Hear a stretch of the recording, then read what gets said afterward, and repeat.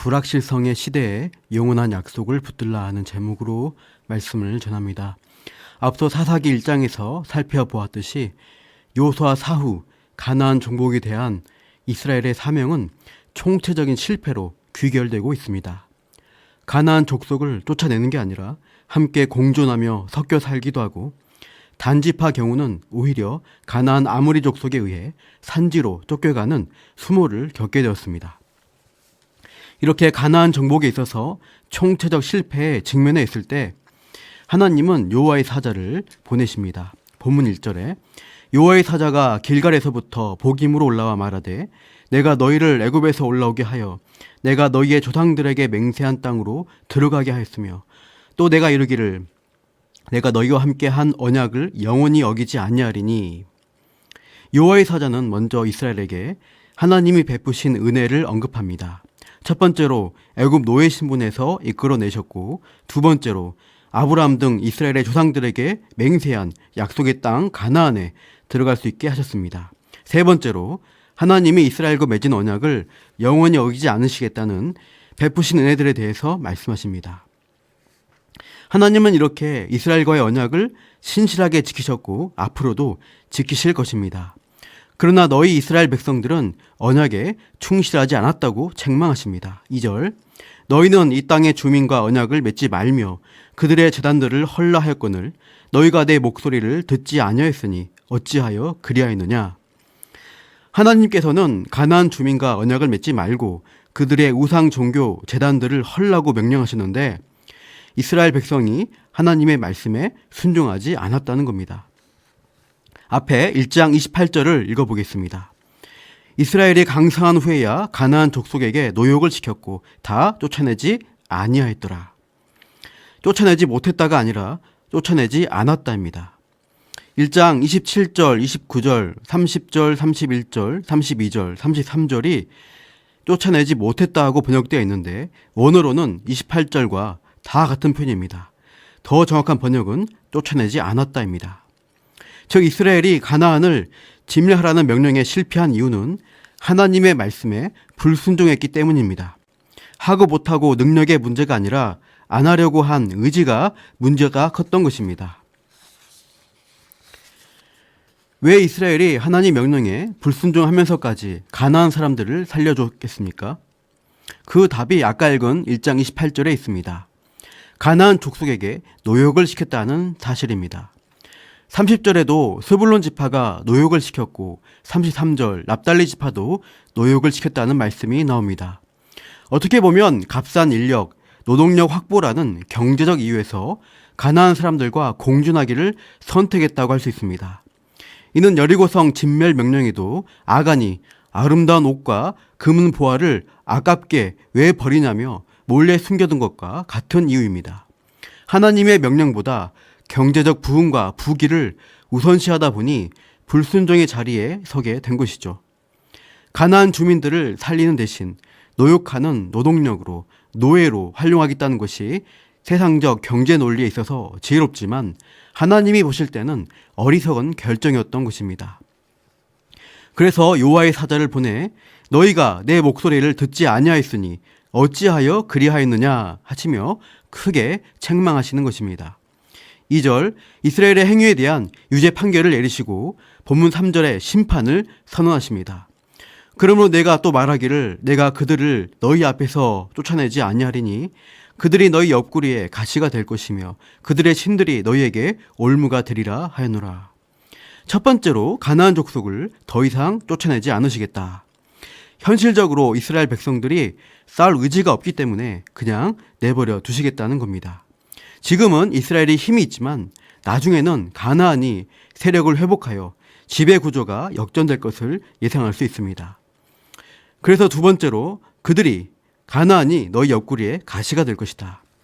현실적 필요와 이득으로 남겨둔 가나안 족속이 장차 옆구리에 박힌 가시 같은 존재가 되어 이스라엘을 괴롭히게 될 것을 선포하십니다. 세 번째로 가나안 신들, 가나안 종교가 선민 이스라엘에게 올무, 즉 덫이 되어 도무지 헤어나오지 못하게 될 것을 말씀하십니다. 풍요를 약속하는 가나안 우상 숭배가 일견 좋아 보이지만 한번 거기에 빠져들면 거미줄에 걸려 헤어나오지 못하는 벌레처럼 되어 죽게 될 것이라는 경고입니다. 이러한 심판의 말씀을 듣고 4절 끝에 백성이 소리 높여 웁니다. 5절 그러므로 그곳을 이름하여 복임이라 하고 그들이 거기서 여호와께 제사를 드렸더라. 복임이라는 지명 자체가 우는 자들이라는 의미입니다.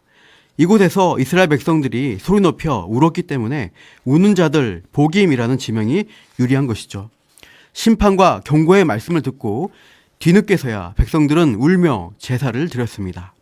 사실 말씀에 순종했다면 기쁨으로 제사 드렸어야 할 곳이 애통과 슬픔의 장소가 되어버린 것이죠. 하나님 말씀을 듣지 않는 것을 후회하며 회개의 눈물을 흘렸지만 뒤에 이어지는 상황들을 보면 이는 잠시 동안의 감정적 회개에 불과했던 것입니다. 하나님 말씀을 최우선으로 하기보다는 당장의 안정과 현실적 풍요가 중요했던 것이고 복임에서 잠깐의 회개 운동과 예배 드린 일들은 이내 잊혀져 가고 맙니다. 이전 세대인 여호수아 세대의 신앙과 대조가 되죠. 본문 6절과 7절 전에 여호수아가 백성을 보내매 이스라엘 자손이 각기 그들의 기업으로 가서 땅을 차지하였고 7절 백성이 여호수아가 사는 날 동안과 여호수아 뒤에 생존한 장로들 곧 여호와께서 이스라엘을 위하여 행하신 모든 큰 일을 본 자들이 사는 날 동안에 여호와를 섬겼더라. 여호수아 시대에는 이스라엘 자손이 땅을 기업으로 차지했는데 참된 신앙을 이어가지 못한 다음 세대에는 더 이상 가나안 땅을 차지하지 못하고 내버려둔 가나안 세력이 오히려 가시와 올무로 돌아와 이스라엘을 괴롭게 할 것입니다. 여호수아가 사는 날 동안에는 하나님이 이스라엘을 위하여 행하신 모든 큰 일을 보고 여호와를 잘 섬겼었는데 이 다음 세대의 신앙생활은 엉망이 됩니다. 본문 10절을 같이 읽어보시죠. 그 세대의 사람도 다 그 조상들에게로 돌아갔고 그 후에 일어난 다른 세대는 여호와를 알지 못하며 여호와께서 이스라엘을 위하여 행하신 일도 알지 못하였더라. 그 후에 일어난 다른 세대, 즉 4사기 세대는 여호와를 알지 못하며 하나님이 이스라엘을 위하여 행하신 일도 알지 못하는 세대가 되고 마는 것입니다. 물론 실질적으로는 여호와의 이름을 아예 잊어버린 것이 아니라 알고 있었을 것이고 모세가 가르쳐준 이스라엘 전통적 제사와 예배도 계속 드렸을 것입니다. 문제는 내일 본문에서 나오듯 가나안 우상인 바알과 아스타롯도 같이 숭배한 것입니다. 성경적 신앙은 오직 하나님 한 분만을 경배하는 것입니다. 반면 세상 종교는 이것저것 섞어서 다 믿기가 쉽습니다. 샤머니즘 같은 기복적 목적으로 믿는 종교가 그렇습니다. 부처님, 신령님, 알라신, 성모 마리아, 예수님 다 믿으면 좋은 게 좋은 거지 이러면서 아무나 복 주면 좋은 거지 하면서 다 믿는다고 하는데 성경적 신앙의 관점으로 보면 참되신 하나님을 믿지 않는 우상 숭배에 빠지고 만 것입니다. 교회 다니면서 점집에 찾아가고 사주팔자를 보고 무당굿도 좋다고 하면 그 사람은 하나님을 믿는 사람이 아닙니다. 둘을 겸하여 섬길 수가 없는 것입니다. 참된 신앙은 성경이 계시해주는 유일하신 삼위일체 하나님을 믿는 것입니다. 성경 말씀대로 믿어야 구원받은 하나님 자녀가 됩니다. 4사기 세대뿐만 아니라 모든 시대 타락한 죄인들은 하나님을 잊어버리고 자신을 하나님의 자리에 앉히고자 애를 쓰며 살아갑니다. 이것저것 다 믿어보고 시도해보는 게 당장의 이득이 되고 마음이 편할 것 같은데 결국엔 거짓 우상이 죄인의 옆구리에 가시와 올무가 될 뿐입니다. 돈, 명예, 탐욕, 교만, 자기 중심성이 자기 신념으로 딱 굳어져서 그 죽음으로 향하는 죄의 길에서 헤어나오지를 못하는 것입니다. 거미줄에 걸린 날벌레가 허우적대다가 더욱 올가매어져서 결국 거미에게 잡아먹히는 것처럼 하나님 없이 사는 인생은 희노애락 겪는 인생 가운데 몸부림치다가 사망으로 끝나게 되는 것입니다. 인간은 그렇게 무지하고 신뢰할 수 없는 존재입니다. 그러나 하나님은 신실하신 분이시죠. 1절 끝에 보신 대로 내가 너희와 함께한 언약을 영원히 어기지 아니하리니 라고 하셨습니다. 하나님은 죄인의 어떠함에 상관없이 언약을 영원히 지키시는 신실하신 하나님 되십니다. 언약의 성취를 온전히 이루신 그리스도의 십자가 사건이 바로 그것입니다. 불확실성의 시대라고 합니다.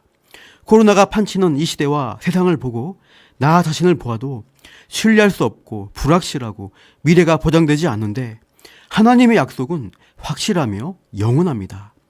이사야 40장 8절 풀은 마르고 꽃은 시드나 우리 하나님의 말씀은 영원히 서리라 하라.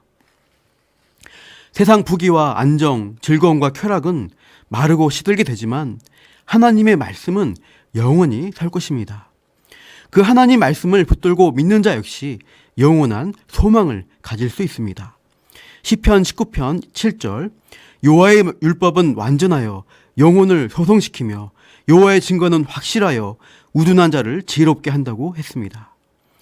사랑하는 성도 여러분, 불확실성의 시대에 내 영혼을 소송케 하시고 참된 지혜를 주시는 하나님의 말씀을 붙들고 사십시오.